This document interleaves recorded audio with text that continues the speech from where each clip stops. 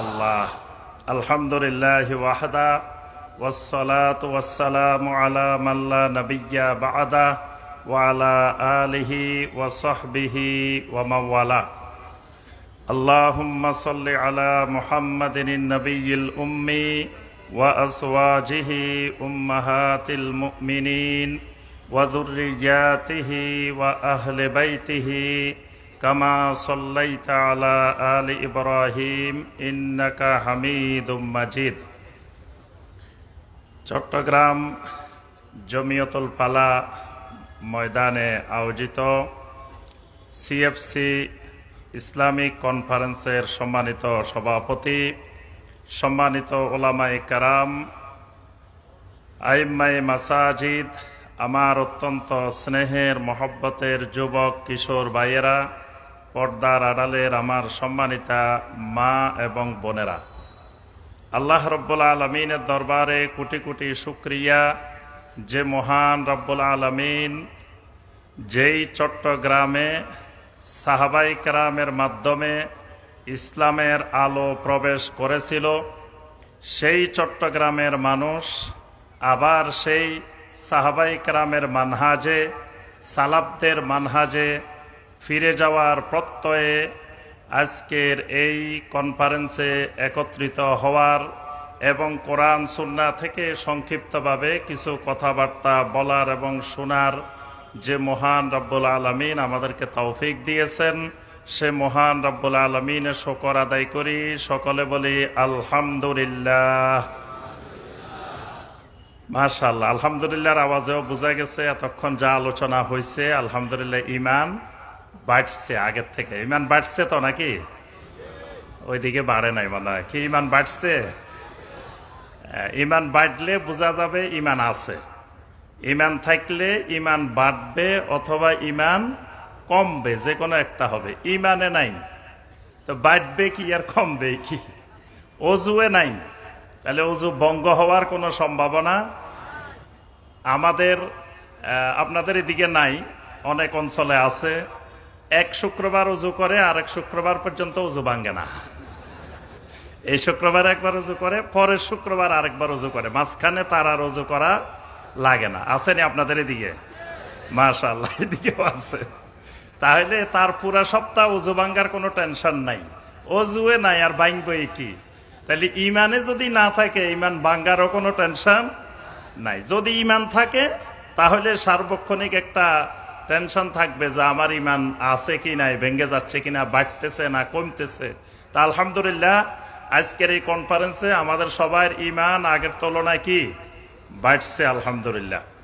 সম্মানিত ভাই ও বোনেরা, আলহামদুলিল্লাহ আজকের এই ইসলামিক কনফারেন্স এবং এই কনফারেন্সের উপস্থিতি আমাদেরকে জানান দিচ্ছে, আমাদেরকে বুঝিয়ে দিচ্ছে আগামীর বাংলাদেশ সালাফি মানহাজের বাংলাদেশ। আগামীর বাংলাদেশ বলেন দেখে, আগামীর বাংলাদেশ ইনশাআল্লাহ।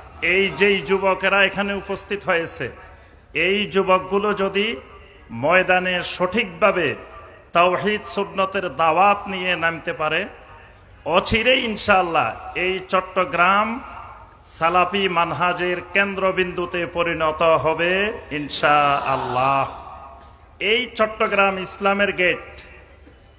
এই চট্টগ্রামের অপর নাম কি? ইসলামাবাদ। এটা হলো ইসলাম প্রবেশের দরজা, গেট। এই অঞ্চলে ইসলাম ঢুকেছে এই চট্টগ্রাম দিয়ে। সর্বপ্রথম এখানে ইসলাম নিয়ে এসেছিলেন কারা? সাহাবায়ে কেরাম রাদওয়ানুল্লাহি তাআলা আলাইহিম আজমাইন। অনেক সাহাবী নবী সাল্লাল্লাহু আলাইহি ওয়াসাল্লামের জীবদ্দশায় এই বঙ্গে, এই চট্টগ্রামে এখানে ইসলামের দাওয়াত নিয়ে, তাওহীদ নিয়ে এসেছিলেন। কিন্তু অত্যন্ত দুর্ভাগ্যের বিষয়, এই চট্টগ্রামের মানুষ এই জিনিসটাও ভুলে গেছে, এটাও স্বীকার করে না। সাহাবায়ে কেরাম এখানে ইসলামের দাওয়াত আনছে এটা বলে না, কয় ওলিয়া উলিয়ারা এখানে ইসলামের দাওয়াত আনছে। ওলিয়া উলিয়া আসলো কোথা থেকে? কার দাওয়াতে ওলিয়া উলিয়া হয়েছে? সাহাবায়ে কেরামেরাই সর্বপ্রথম এই বঙ্গে, এই বাংলাদেশে, এই অঞ্চলে তাওহীদের দাওয়াত, ইসলামের দাওয়াত আমাদের কাছে পৌঁছিয়ে দিয়েছেন। এরপরে তাবেইনে কেরাম এসেছেন, তাবেইনে কেরাম এসেছেন, তারপরে পর্যায়ক্রমে এরকম দাঈল আল্লাহরা যুগে যুগে এসেছেন। কিন্তু সর্বপ্রথম এখানে আমাদের কাছে দাওয়াত পৌঁছিয়েছেন কারা? সাহাবায়ে কেরাম। এই ইতিহাস ভোলা যাবে না। কিন্তু চট্টগ্রামের মানুষ এই ইতিহাস ভুলে গেছে। কেউ বলে না যে এখানে সাহাবায়ে কেরামেরা ইসলাম নিয়ে আসছেন। বিভিন্ন জন বিভিন্ন খাজা বাবার কথা বলে, বিভিন্ন গাউসুল আজমের কথা বলে, বিভিন্ন জনের কথা বলে, কিন্তু সাহাবায়ে কেরাম এখানে ইসলাম আনছেন এই কথা কারো জবান থেকে বের হয় না। কারণ হলো সাহাবায়ে কেরামের ইসলাম থেকে তারা অনেক অনেক দূরে সরে গেছে। এই কারণে আর সাহাবায়ে কেরামের নামও তারা মুখে নিতে চায় না। এবং এই চট্টগ্রামে সাহাবায়ে কেরামকে অপমান করা হয়। মুয়াবিয়া রাদিয়াল্লাহু তাআলা আনহুকে চট্টগ্রামের অনেক মুসলমান অপমান করে। আছে না এরকম? আপনারা শুনছেন? একজন সাহাবীকে সামান্য পরিমাণ যদি হিংসা, বিদ্বেষ, ক্ষোভ, গালি কিছু থাকে তো ওয়া বুগদুহুম কুফরুন ওয়া তুগয়ানুন, যদি একজন সাহাবীকে কেউ অপছন্দ করে, গালি দেয়, তাহলে এটা কুফরি, তার ঈমান চলে যাবে। তো এই চট্টগ্রামে সাহাবায়ে কেরাম ইসলাম আনছেন, সেই চট্টগ্রামে কিন্তু সাহাবায়ে কেরামকেও গালি দেওয়া হয়। তো সম্মানিত ভাই ও বোনেরা, আলহামদুলিল্লাহ আমাদের আজকের এই কনফারেন্স ইনশাআল্লাহ অচিরেই আবার আমাদের সেই পুরানো গৌরব আমাদেরকে আবার সেই জায়গায় নিয়ে যাবে ইনশাআল্লাহ। আমার সময় কম, এশার চলাতে সময় হয়ে যাবে, কথা বলতে হবে খুবই কম। তো কয়েকটা পয়েন্ট। প্রথম কথা, আপনারা হইলেন দজ্জার কুলের মানুষ। কিসের মানুষ? দজ্জার কুল বুঝেন তো? আমার থেকে আপনারা ভালো বুঝেন। তো দজ্জার কুলের মানুষ যারা, নদীর কিনারায় মানুষ যারা, এদের ভালো দিকও আছে আবার বিপজ্জনক দিকও আছে, দুইটাই আছে। এই জন্য ভালো দিক হলো নদীর মধ্যে অনেক সম্পদ থাকে, নদী থেকে অনেক সম্পদ, মাছ আছে, অনেক ধরনের সম্পদ নদীর মধ্যে কি থাকে। বিপজ্জনক হলো মাঝে মাঝে আবার নদীর ভাঙ্গন দেখা দিলে বাড়ি ঘর সম্পদ সব আবার নদীর গর্ভে চলে যায়। তো এই নদীর কিনারায় চট্টগ্রামের মানুষ থাকার কারণে তাদের বিরাট সৌভাগ্য হলো সাহাবায়ে কেরাম রিদওয়ানুল্লাহি তাআলা আলাইহিম আজমাইন ইসলামের দাওয়াত নিয়ে, তাওহীদের দাওয়াত নিয়ে এই নদী দিয়ে তারা আরব দেশ থেকে এখানে এসেছিলেন। এটা তাদের বড় নেয়ামত, যে দজ্জার কুলে হওয়ার কারণে এই নিয়ামত পাইছেন। কিন্তু সবচেয়ে ভয়াবহ দিক, এর পরবর্তীতে আবার এই দরিয়া দিয়ে, এই নদীগুলো দিয়ে আবার শিরিককারী, বেদাতকারী দায়ীরও অনুপ্রবেশ ঘটেছে। বিভিন্ন অঞ্চল থেকে শিয়া আকীদায় বিশ্বাসী, শিয়া মতাবলম্বী লোকেরা এখানে এই নদী দিয়ে এসে এসে প্রবেশ করছে।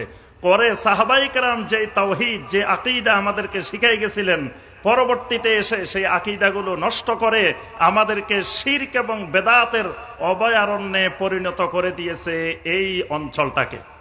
তাহলে নদীর উপকারিতাও আছে, আবার অপকারিতাও আছে। এই দুটার কবলে এই চট্টগ্রামের মানুষ পড়েছে, উপকারও পাইছে আবার অপকারও হয়েছে পরবর্তীতে। এখন আবার সংস্কারের সময় আসছে। এই শিরিক বেদাত থেকে মুক্ত হয়ে আমাদেরকে ফিরে আসতে হবে আবার তাওহীদ সুন্নতের ছায়াতলে। আল্লাহ পাক আমাদেরকে সেই তৌফিক দান করুন।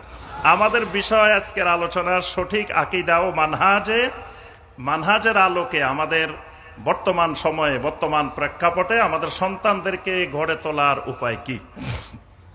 এখানে অনেকগুলো বিষয় আমাদের আলোচনার বিষয়, তো সব বিষয় বিস্তারিত আলোচনার সুযোগ নাই। দুই একটা গুরুত্বপূর্ণ পয়েন্ট শুধু আমরা আলোচনা করে শেষ করব। প্রথম কথা, সহি আকীদা, সঠিক আকীদা এবং সঠিক মানহাজ এটা কি। বাংলাদেশে যত মানুষ আছে প্রত্যেক মানুষই মনে করে সেই সঠিক আকীদা, সঠিক মানহাজে আছে। একজন মানুষও কিন্তু মনে করে না যে সে ভ্রান্ত আকীদায় আছে বা সে ভ্রান্ত মানহাজ আছে। যে 24 ঘন্টা শিরিকে ডুবে থাকে সেও মনে করে সে সহি আকীদায় আছে। আরেক আজব দেশ, যে দেশে মরা মানুষের খাদেম আছে। পৃথিবীর সব জায়গায় আমরা খাদেম থাকে জীবিত মানুষের, কিন্তু বাংলাদেশ এমন এক আজব দেশ যে দেশে মানুষ মারা যাওয়ার পরে মরা মানুষের খাদেম থাকে। এই চট্টগ্রামে অনেক মরা মানুষের খাদেম আছে, কিন্তু এটা খাদেমের অভয়ারণ্য। এখানে খাদেম সাহেবেরা কি খেদমত করে? হুজুর কি রাত্রে উঠে বাথরুমে যায় যে হুজুরের পানি দিব, বা হুজুরের মশা কামড়ায় একটু মশারিটা লাগাই দিব, তাইলে হুজুরের খেদমত কি? আসলে হুজুরের খেদমত না, উনি এখানে শিরক এবং বেদাতের খেদমতের কাজ কারবার করেন। মানে কাজ না থাকলে আকাম করে, কাম না থাকলে আকাম।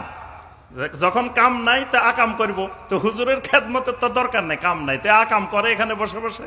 আর আকামটা কি? শিরিক বেদাতের কাজ করে এখানে বসে বসে, শিরিক বেদাতের বিজনেস করে। তো যে কথাটা বলছিলাম, আমাদেরকে প্রথম বোঝা দরকার সহি আকীদা মানহাজ কি। সন্তানগুলোকে আমরা যে সঠিক আকীদা মানহাজের কথা বলতেছি, এই সঠিক আকীদা মানহাজটা কি?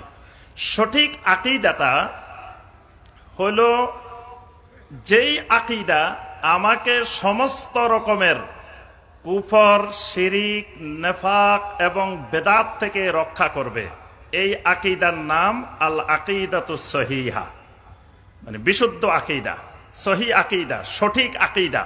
মানে যে আকীদা শিরিক থেকে রক্ষা করে, যেই আকীদা কুফরি থেকে রক্ষা করে, যেই আকীদা নেফাক থেকে রক্ষা করে, যেই আকীদা বেদাত থেকে রক্ষা করে, এই আকীদার নাম সঠিক আকীদা।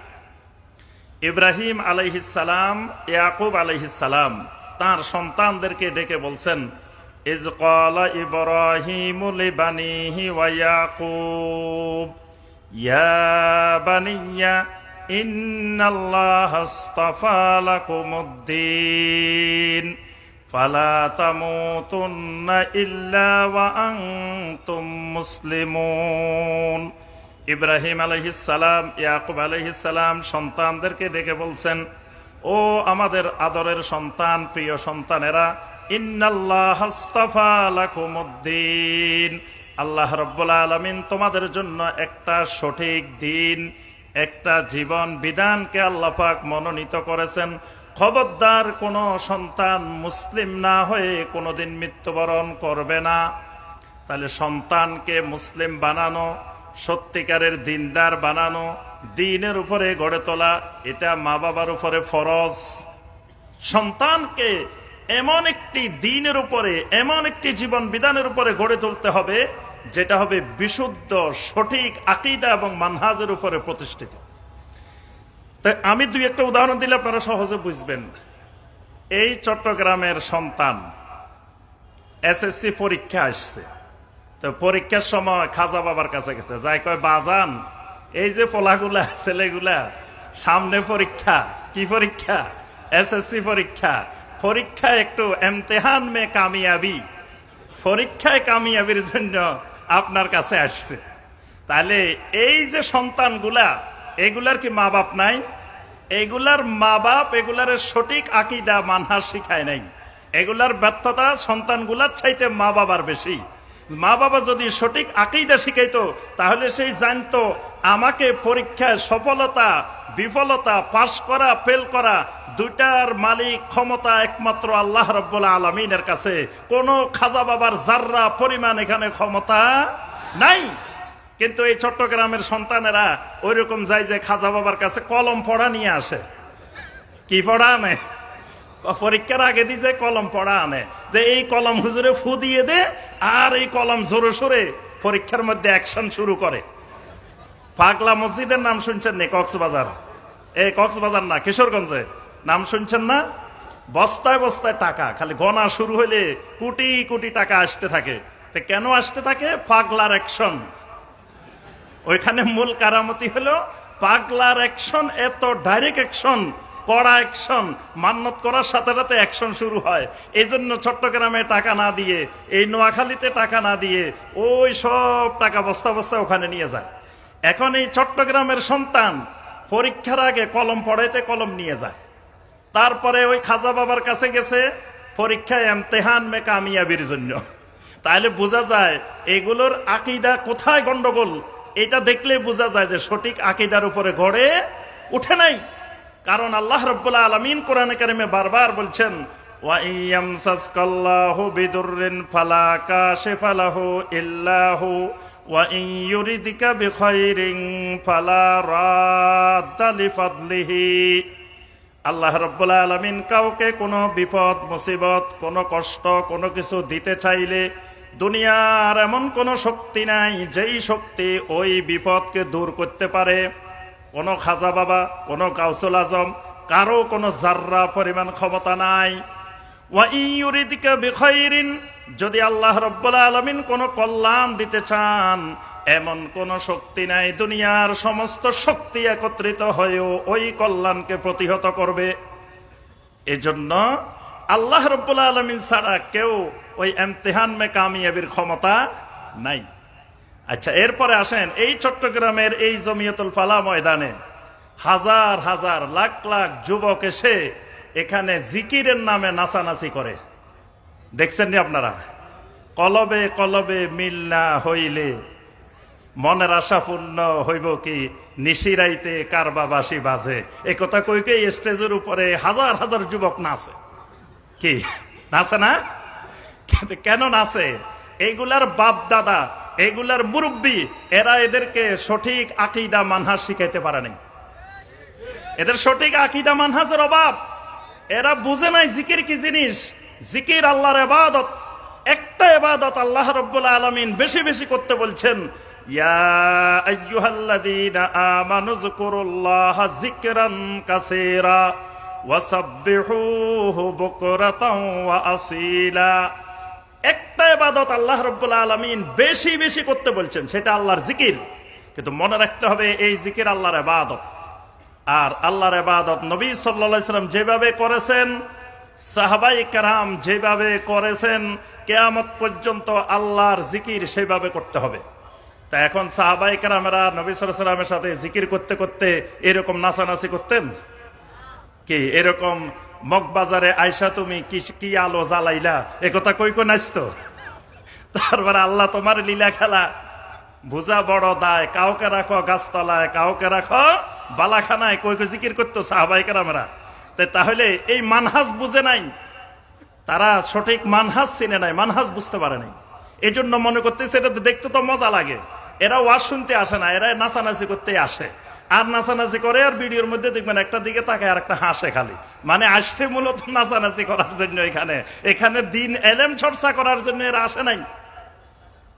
তারপরে আপনার এই যে এই জিকিরের নামে তামাশা, জিকিরের নামে বাঁশ ধরে ধরে এই জমিয়তুল ফালাহ ময়দানে উপরে উঠি যায়। কি দেখছেন না আপনারা? দেখেন নাই মনে হয়? সাহাবায়ে কেরামেরা জিকির করতে করতে মনে হয় খেজুর গাছের উপরে উঠে বসে থাকতো। কয়জন সাহাবী খেজুর গাছের উপরে উঠছে? এইরকম কোন হাদিস শুনছেন আজ পর্যন্ত যে নবী সাল্লাল্লাহু আলাইহি ওয়াসাল্লামের সাথে জিকির করতে করতে খেজুর গাছের উপরে উঠে গেছে? সেখানে বাঁশ না থাকলেও খেজুর গাছ তো ছিল, মসজিদে নববীর ভিতরেও খেজুর গাছ ছিল। আর যেগুলা এরকম বাঁশ ধরে ধরে উঠে, ওই দিন দেখলাম নতুন একেবারে বাঁশ ধরে ধরে ঝুলতেছে, এরকম নাচানাচি করতেছে, বান্দরের মতো নাচানাচি করতেছে এরকম বাঁশ ধরে ধরে। তো এখন ওইগুলা দেখবেন পাশে আপনি একটা মান্দার গাছ রাখিয়েন, মান্দার গাছে কিন্তু কোনোদিন ওঠে না। আচ্ছা, কারেন্টের তারও আছে, কিন্তু কোনোদিন তার ধরি ঝুলাঝুলি করছে, নাচানাচি করছে, দেখছেন? তাহলে বোঝা যায় জাতে মাতাল তালে ঠিক ওইরকম নাচানাচি করে না। তাহলে এটা ইচ্ছা করে। সেই যদি না বুঝি করতো। যে আজান হোক, ইনশাল্লাহ আজানের পরে আমরা আবার আলোচনা করব।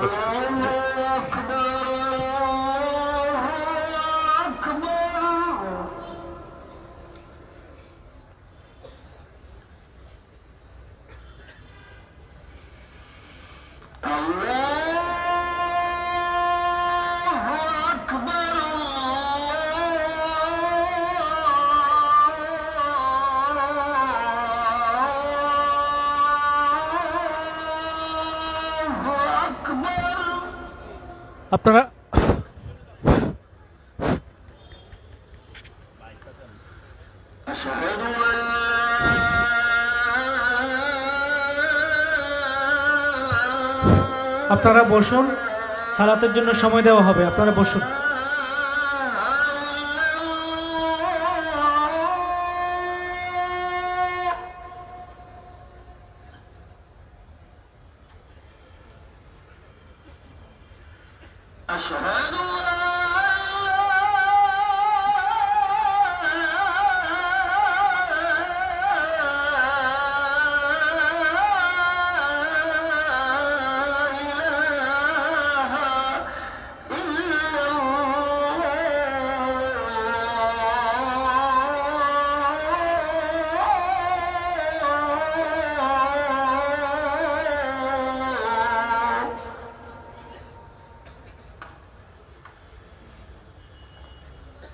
أشهد أن محمدا رسول الله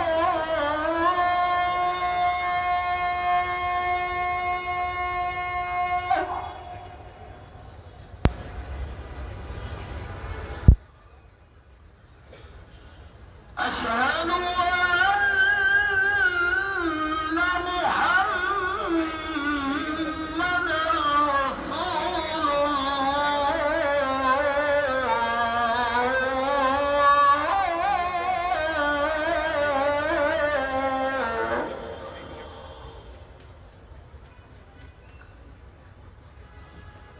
حي على الصلاة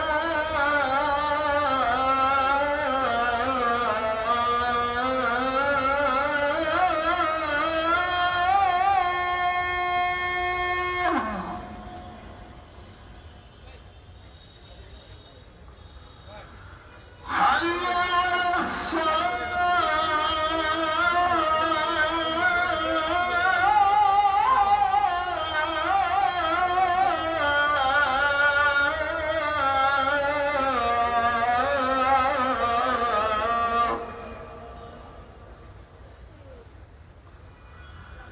حي على الفلاح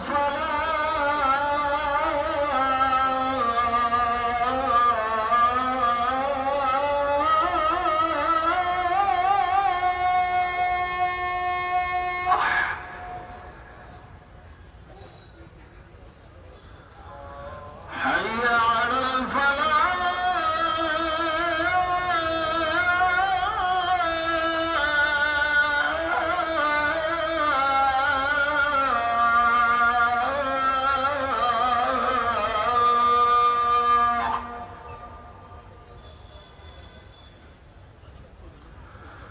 الله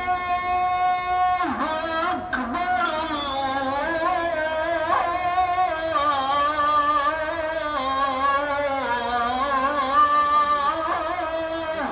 أكبر لا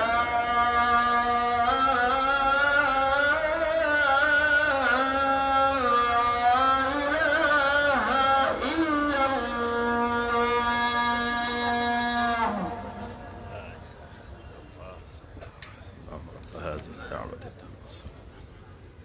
আলহামদুলিল্লাহ।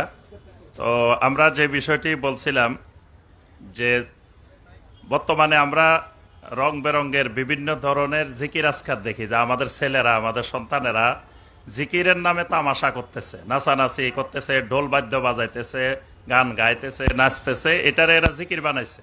তো এর মূল কারণ কি? মূল কারণ হলো এরা সঠিক মানহাজ, বিশুদ্ধ মানহাজ সম্পর্কে এদের মধ্যে জ্ঞান নাই, যে আল্লাহর সকল ইবাদত করতে হবে সাহাবাই কেরামদের মানহাজে, ইসলামটাকে, দিনটাকে বুঝতে হবে সাহাবাই কেরামদের মানহাজে।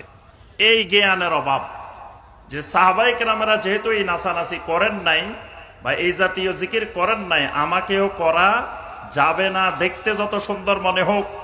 সাহাবাই কেরামেরা দরুদের নামে বালাগাল উলা বিকামালিহি পড়েন নাই, দরুদের নামে ইয়া নবী সালাম আলাইকা বলে লাফ মারি দাঁড়ায় যান নাই। সাহাবাই কেরামেরা মাজারের নামে মান্নত করেন নাই। মান্নত একটা ইবাদত, এটা আল্লাহর জন্য, একমাত্র আল্লাহর জন্য করতে হয়। অন্য জায়গায় মান্নত করলে এটা শিরিক হয়। আর যিনি মারা গেছেন ওনার তো কিছু খাওয়ারও দরকার নাই, কোনো কাপড় চোপড়েরও দরকার নাই, উনি টাকা দিয়ে কি করবে? তাহলে ওনার ওখানে টাকা নিয়ে অন্যরা গাঞ্জা খাইতেছে, মদ খাইতেছে, বিভিন্ন ধরনের ব্যবসা বাণিজ্য পরিচালনা করতেছে, আর আমি মূর্খ জাহেল সেই ব্যবসা বাণিজ্যের আমি খোরাক যোগাইতেছি। এগুলা হলো এই জাতীয় যত রকমের আমরা এই কার্যক্রম দেখতে পাচ্ছি, এটার মূল কারণ আমাদের সন্তানগুলো সঠিক আকীদা এবং মানহাজ সম্পর্কে জ্ঞান লাভ করতে পারে নাই। এবার আসেন, বর্তমান সময়ে আমরা যদি আমাদের সন্তানদেরকে সঠিক আকীদা এবং মানহাজের উপরে গড়ে তুলতে চাই, তাহলে আমাদের করণীয় কি? প্রথম কথা মনে রাখতে হবে, আমাদের সন্তানগুলোর মালিক কিন্তু আমরা নই। আমাদের সন্তানের মালিক আমরা নই। সন্তানের মালিক কে? সন্তানের মালিক একমাত্র আল্লাহ রাব্বুল আলামিন। কারণ সন্তানগুলো আল্লাহ সুবহানাহু ওয়া তাআলার হেবা, আল্লাহ রাব্বুল আলামিনের দান। আল্লাহ পাক কোরআনে কারিমে সূরা সূরার 49 এবং 50 নম্বর আয়াতে কারিমে আল্লাহ পাক বলছেন, ইয়াহাবু লিমান ইয়াশাউ ইনাসান ওয়া ইয়াহাবু লিমান ইয়াশাউ যুকুর আও ইউযাওয়িজুহুম যুকরানা ওয়া ইনাসা ওয়া ইয়াজআলু মান ইয়াশাউ আকীমা। সুবহানাল্লাহ। আল্লাহ পাক এখানে হেবা শব্দটা ব্যবহার করছেন। ইয়াহাবু লিমান ইয়াশাউ ইনাসান, আল্লাহ পাক যাকে চান তাকে হেবা করেন, দান করেন শুধু কন্যা সন্তান। যাকে চান আল্লাহ হেবা করেন শুধু পুত্র সন্তান। যাকে চান আল্লাহ পাক পুত্র সন্তান কন্যা সন্তান দুটাই দান করেন। ওয়াইয়াজআলু মান ইয়াশাউ আকীমা, যাকে চান আল্লাহ পাক ছেলে মেয়ে কোনোটাই দান করেন না। তাহলে সন্তান দেওয়া না দেওয়া এটা সম্পূর্ণ একমাত্র মালিকানা কার? খাজা বাবার কোনো মালিকানা আছে? এখন আমার সাথে একজন ভাই গতবার রমাদানে উমরায় গেছে। তো তার মা, তার সন্তান হয় না অনেক দিন, তা তার মা তাকে বলতেছে, বাবারে তুই উমরায় যাইস না, আল্লাহর ঘরে যাই তোর কাজ হবে না, যা টাকা লাগে মায় সব টাকা দিমু, তুই একটু আজমিরে চলি যা। ছেলে মেয়ের জন্য কোথায় চলি যা? একটু আজমিরে যা, আজমিরে খাজা বাবার কাছে গেলে তারপরে যাই তোর ছেলে মেয়ে হইব। তো দেখেন এই মহিলার বিশ্বাস, আল্লাহর ঘরে গেলে ছেলে মেয়ে পাওয়ার সম্ভাবনা নাই, উমরায় গেলে ছেলে মেয়ে পাওয়ার সম্ভাবনা নাই, আজমিরে গেলে ছেলে মেয়ে পাওয়ার সম্ভাবনা আছে। কারণ কি? কারণ আল্লাহর দন রাসূলকে দিয়া আল্লাহ গেছেন গায়েবে, তাহলে আল্লাহর কাছে আর কিচ্ছু নাই। নাউজুবিল্লাহ। রাসূলের দন খাজায় পাইয়া শুয়ে আছেন আজমিরে, কেউ ফিরে না খালি হাতে গেলে খাজার দরবারে। তাহলে আল্লাহর কাছেও কিচ্ছু নাই, রাসূলের কাছেও কিচ্ছু নাই, সব তো আজমিরে চলে এসছে। তাহলে ওই মহিলার আকীদা, মহিলার বিশ্বাস, ছেলে মেয়ে পাইতে হইলে আজমিরে যাওয়া লাগবো, আজমিরে ছাড়া অন্য কোথাও গেলে ছেলে মেয়ে পাওয়ার সম্ভাবনা নাই। তাহলে ছেলে মেয়ে এটা হেবাতুল্লাহ, একমাত্র আল্লাহ রাব্বুল আলামিনের দান। এখানে বান্দার কারো কোনো জাররা পরিমাণ হাত এখানে নাই। আব্দুল কাদের জিলানী রাহমাহুল্লাহ এক ইশারায় ফেটের মেয়ে কন্যা সন্তান কি হয়েছে, কে এই ওয়াজ শুনেন নাই? আরেকবার যদি ইশারা করতেন তাহলে পৃথিবীর যত মেয়ে আছে সব ছেলে হয়ে যেত। নাউজুবিল্লাহ। তাহলে এই যে বিশ্বাসগুলো, শিরিকের স্তূপ কত গভীরে চলে গেছে। তাহলে প্রথম কথা মনে রাখতে হবে, সন্তান সন্ততি এটা একমাত্র আল্লাহ রাব্বুল আলামিনের দান। এটার মালিক আমি না, এটার মালিক আল্লাহ রাব্বুল আলামিন। আল্লাহ পাক আমাদেরকে ছেলে সন্তান মেয়ে সন্তান এই সন্তানাদি দেওয়ার পরে আল্লাহ পাক বারবার সতর্ক করছেন, ইন্নামা আমওয়ালুকুম ওয়া আওলাদুকুম ফিতনা, তোমাদের সন্তানগুলো তোমাদের জন্য পরীক্ষা স্বরূপ। ইয়া আইয়ুহাল্লাযীনা আমানু ইন্না মিন আজওয়াজিকুম ওয়া আওলাদিকুম আদুব্বাল লাকুম ফাহযারুহুম, ও ঈমানদারেরা তোমাদের সন্তানগুলো তোমাদের দুশমনও হইতে পারে, আর এই দুশমনের ব্যাপারে তোমরা খুব সতর্ক থাকিও। আল্লাহ রাব্বুল আলামিন বলেন, ইয়া আইয়ুহাল্লাযীনা আমানু লা তুলহিকুম আমওয়ালুকুম ওয়ালা আওলাদুকুম আন যিকরিল্লাহ ওয়া মান ইয়াফআল যালিকা ফাউলাইকা হুমুল খাসিরুন। ও ঈমানওয়ালারা, খবরদার খবরদার, তোমাদের ধন সম্পদ তোমাদের সন্তান সন্ততি যেন তোমাদেরকে আল্লাহর জিকির থেকে গাফেল না করে। যদি করে ফাউলাইকা হুমুল খাসিরুন, ক্ষতিগ্রস্ত হয়ে যাবা। অর্থাৎ আল্লাহ পাক এই সন্তান দেওয়ার পরে বারবার সতর্ক করছেন, এবং নবী সাল্লাল্লাহু আলাইহি ওয়াসাল্লাম বলেন এই সন্তানের ব্যাপারে তার মা বাবাকে আল্লাহর কাছে জবাবদিহি করা লাগবেই।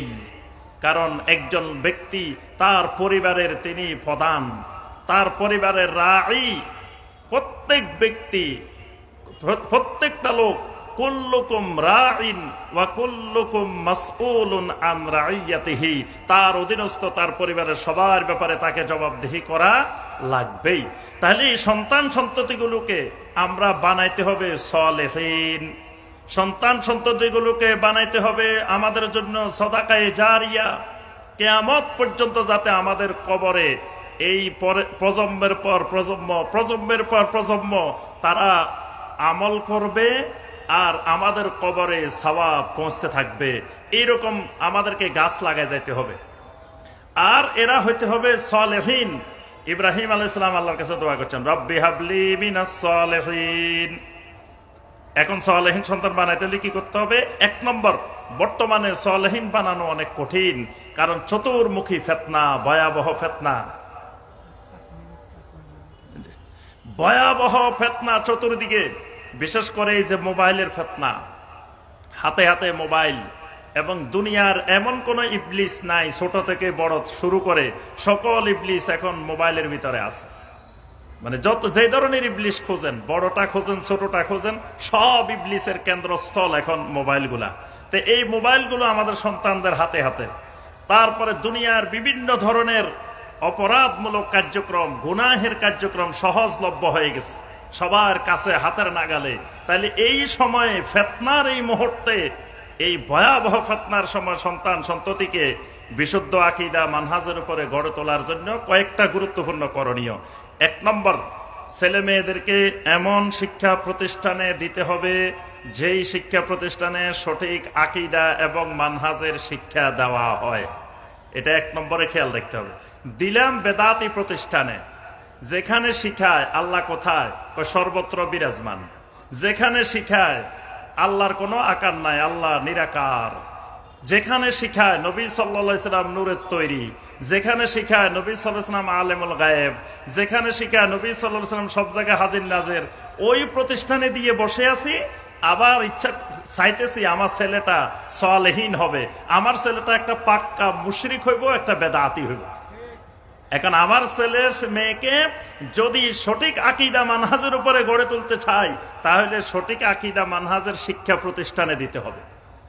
ওই শিক্ষা প্রতিষ্ঠানগুলোর একজন খাদেম হইতে হবে। কোন এলাকায় যদি এরকম শিক্ষা প্রতিষ্ঠান না থাকে, নিজেরা উদ্যোগ নিয়ে ওই এলাকায় শিক্ষা প্রতিষ্ঠান গড়ে তুলতে হবে। এটার কোনো বিকল্প নেই। প্রত্যেক এলাকায় এলাকায়, প্রত্যেক জায়গায় জায়গায় আপনারা মাদ্রাসা প্রতিষ্ঠা করবেন এবং বিশুদ্ধ আকীদা মানহাজের স্কুল প্রতিষ্ঠা করবেন। খেয়াল রাখতে হবে, তবুও এই বেদাতি প্রতিষ্ঠানে যেখানে আকীদা মানহাজ বিশুদ্ধ শিক্ষা দেওয়া হয় না, এই প্রতিষ্ঠানে ছেলে মেয়েদেরকে পড়ানো যাবে না।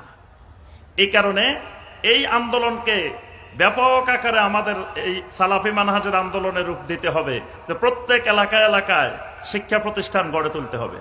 খালি চট্টগ্রাম শহরে 1টা 2টা 5টা করলে হবে না।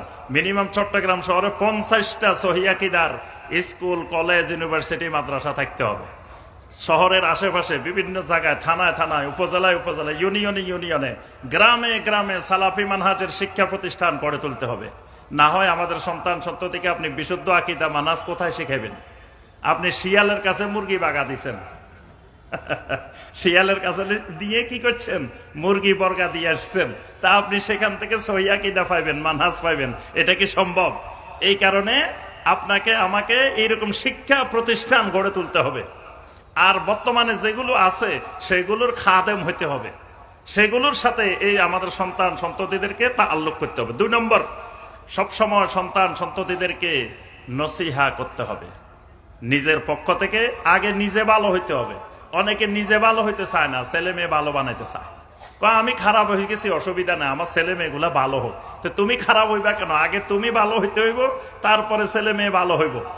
এই কারণে আগে নিজেও সালেহীন হইতে হবে, সন্তান সন্ততিকে সালেহীন করার জন্য সবসময় নসিহত করতে হবে, মহব্বতের সাথে, ভালোবাসার সাথে নসিহত করতে হবে। যেমন লোকমান আলাইহিস সালাম তার সন্তানকে করছিলেন, প্রথমে আকীদা শিখাইছেন, ইয়া বুনাইয়া লা তুশরিক বিল্লাহ ইন্নাশ শিরকা লাযুলমুন আযীম। সন্তানকে প্রথম বলছে, বাবারে জীবনে কোনোদিন আল্লাহর সাথে শিরিক করিও না, কারণ শিরিকটা হলো সবচেয়ে বড় মহান জুলুম। তাহলে সন্তানকে আগে লোকমান আলাইহিস সালাম আকীদার শিক্ষা দিয়েছেন, শিরিকের ব্যাপারে সতর্ক করেছেন, তারপরে সালাতের ব্যাপারে নির্দেশ দিয়েছেন। আরো যেগুলো সন্তান সন্ততির দরকার তিনি সেগুলা উপদেশ দিয়েছেন, ওয়াজ করছেন। আল্লাহ পাক বলেন ওয়া হুয়া ইয়াইজুহু, লোকমান আলাইহিস সালাম সন্তানকে ওয়াজ করছেন।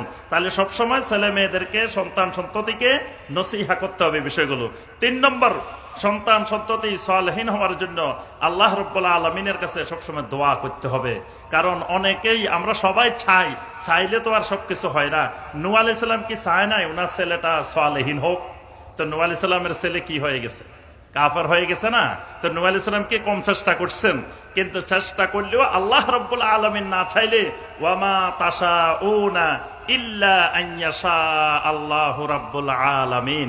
এই কারণে রাব্বুল আলামিনের কাছে সবসময় দোয়া করতে হবে, রব্বানা হাবলানা মিন আজওয়াজিনা ওয়া যুররিয়াতিনা কুররাতা আয়ুনিন ওয়াজআলনা লিল মুত্তাকিনা ইমামা।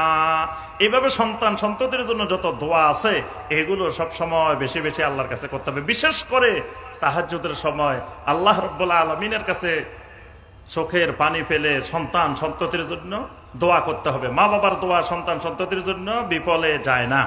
4 নম্বর, সবসময় ছেলে মেয়েদেরকে সালেহীন ব্যক্তিদের সোহবতে রাখতে হবে।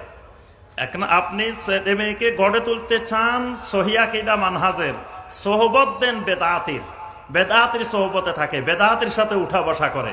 তো বেদাতির সব কাজ তো খারাপ না, বেদাতির অনেক সুন্দর সুন্দর কাজও আছে। দেখবেন ওই যে মাজারের খাদেম আবার তাহাজ্জুদও পড়ে, আছে না? তাহাজ্জুদও পড়ে, এ তো মানুষের খাওয়ায়, এ তো মানুষের অনেক ভালো ভালো কাজও করে। তো এখন আপনি কবেন যে না হে বেদাতি শিরিকি লিখিবে, তো ভালো ভালো কাজ আছে, এরকম ভালো মানুষ কয়জন পাওয়া যায়? তো এবার দেখা যাবে আপনি আস্তে করে সুন্দর করে তার শিরিকও গিলি ফেলবেন, বেদাতও গিলি ফেলবেন। এই কারণে বেদাতির মাজলিস, বেদাতির সোহবত থেকে ছেলে মেয়েদেরকে সবসময় দূরে রাখতে হবে। সব সময় বিশুদ্ধ আকীদা মানহাজের ওলামায়ে কেরামদের সোহবতে রাখতে হবে। এই জন্য সবসময় বাসায় খালি দাওয়াত দিয়ে খাওয়াইবেন। সহিহ আকীদার ওলামায়ে কেরামদেরকে, সহিহ আকীদার ভাইদেরকে সবসময় খালি দাওয়াত দিবেন।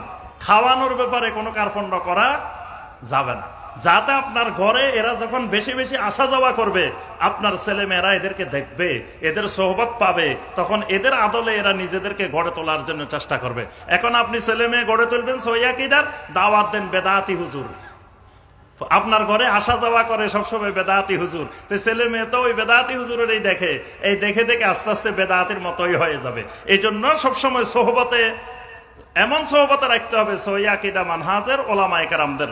5 নম্বর, ছেলে মেয়েদের হাতে তাওহীদের বইগুলা, সুন্নতের বইগুলা তুলে দিবেন। প্রত্যেক ঘরে ঘরে একটা সহিহ আকীদার, সহিহ মানহাজের পাঠাগার, লাইব্রেরি গড়ে তুলবেন। আপনার পরের প্রজন্ম, ছেলে মেয়েদের পরের প্রজন্ম কেউ না কেউ এই বই পড়বে একদিন। আপনার ঘরের মধ্যে একটা লাইব্রেরি রাখবেন যেখানে তাওহীদের কিতাবগুলো, কারণ এগুলো স্কুল কলেজের সিলেবাস কারিকুলামে পাবে না। সে তাওহীদ শিখতে চাইলে, সুন্নাহ শিখতে চাইলে, শিরিক সম্পর্কে, কুফর সম্পর্কে, বেদাত সম্পর্কে জ্ঞান অর্জন করতে চাইলে যেন তার হাতের নাগালে বইগুলো পায়। এই জন্য একটা সমৃদ্ধ সহিহ আকীদা মানহাজের একটা লাইব্রেরি, পাঠাগার প্রত্যেক ঘরে ঘরে গড়ে তুলতে হবে যদি ছেলে মেয়েদেরকে ভালো করতে চাই। সর্বশেষ যে পরামর্শটা দিয়ে আমি শেষ করব সেটা হলো, সবসময় সন্তান সন্ততিকে আপনার ঘরের মধ্যে, দেশে বিদেশে সারা বিশ্বের যে সমস্ত বিশুদ্ধ আকীদা মানহাজের শায়েখেরা আছেন, ওলামায়ে কেরাম আছেন, তাদের আলোচনাগুলা নিজেরা শুনবেন এবং ঘরে সন্তান সন্ততিকে শোনানোর ব্যবস্থা করবেন। এখন অনেকে বলে যে ভাই আমি সবার ওয়াজ শুনি, যেটা ভালো এটা গ্রহণ করি, যেটা ভালো না এটা গ্রহণ করি না। তো মাশাআল্লাহ, আপনি এমন বুঝেন কোনটা ভালো কোনটা খারাপ সব পার্থক্য করতে পারেন। আপনার তো ওয়াজ শোনার দরকার না, আপনার ওয়াজ করা দরকার। আপনার এত জ্ঞান যে আপনি কোনটা ভুল কইছে কোনটা সঠিক কইছে সব আপনি ধরে ফেলতে পারেন, তাহলে তো আপনার ওয়াজ শোনার দরকার না, আপনি ওয়াজ করার দরকার। এই শয়তানের ফাঁদে পড়া যাবে না যে আমি সবগুলো শুনি, ভালোটা নিই খারাপটা নিই না। তা আপনি তো ভালো খারাপ বুঝেন না, আপনি তো ভালোর আদলে কোনটা খারাপ গিলে ফেলবেন আপনি টেরও পাইবেন না। এই কারণে আলোচনা শোনার আগে, এলেম নেওয়ার আগে দেখতে হবে যার থেকে এলেম নিচ্ছি ওনার আকীদা বিশুদ্ধ কিনা, ওনার মানহাজ বিশুদ্ধ কিনা, উনি কোরআন হাদিস কি নিজের মতো করে বুঝে, না কাশফ দিয়ে বুঝে, না দর্শন দিয়ে বুঝে, না আকল দিয়ে বুঝে, না সাহাবায়ে কেরামের মতো বুঝে। বাস ওইটা চিনে ওইটা বুঝে তারপরে এলেম নিতে হবে। আল্লাহ রাব্বুল আলামিন আমাদের সবাইকে বিশুদ্ধ আকীদা মানহাজের উপরে মৃত্যু পর্যন্ত ইস্তেকামত থাকার তৌফিক দান করুন। আল্লাহ পাক আমাদের সন্তান সন্ততিগুলোকে বিশুদ্ধ আকীদা মানহাজের উপরে গড়ে তোলার তৌফিক দান করুন। আল্লাহ রাব্বুল আলামিন সিএফসির এই ইসলামিক কনফারেন্সকে কবুল ও মঞ্জুর করে নিন। আল্লাহ পাক এর মাধ্যমে এই পুরা চট্টগ্রাম অঞ্চল থেকে সকল প্রকার শিরিক বেদাত দূর করে তাওহীদ এবং সুন্নাহকে আল্লাহ পাক কায়েম করে দিন। আমিন ইয়া রাব্বাল আলামিন। আসসালামু আলাইকুম ওয়া রাহমাতুল্লাহি ওয়া বারাকাতুহু। জাযাকুমুল্লাহ খাইরান ওয়া আহসানুল জাযা। আগামী 27শে ডিসেম্বর আমাদের শেখ ডক্টর ইমাম হোসেন মসজিদে ওসমান আনন্দবাজার, সেখানে জুমার খুতবা দিবেন এবং বাদে মাগরিব থেকে মসজিদ ওসমানের উদ্যোগে ইসলামী কনফারেন্সের আয়োজন করা হয়েছে, সেখানে শেখ বক্তব্য দিবেন এবং আমাদের উস্তাদ আব্দুর রহিম ইবনে আব্দুর রাজ্জাকও বক্তব্য দিবেন, আমাদের সাব্বির ভাইও বক্তব্য দিবেন। সকালে মসজিদ ওসমানের প্রোগ্রামে উপস্থিত হবেন ইনশাআল্লাহ। এবং এই মাহফিলকে সাফল্যমণ্ডিত করার জন্য আমাদের বিভিন্ন জায়গায় আমাদের বক্স আছে, সেখানে আপনারা অর্থনৈতিকভাবে সহায়তা করবেন এবং আমাদের এশা সালাতের পরে যথারীতি আমাদের প্রোগ্রাম শুরু হবে। আমরা এশা সালাতের পরে সকালে আমরা প্যান্ডেলে উপস্থিত হব ইনশাআল্লাহ। আসসালামু আলাইকুম ওয়া রাহমাতুল্লাহি ওয়া বারাকাতুহু।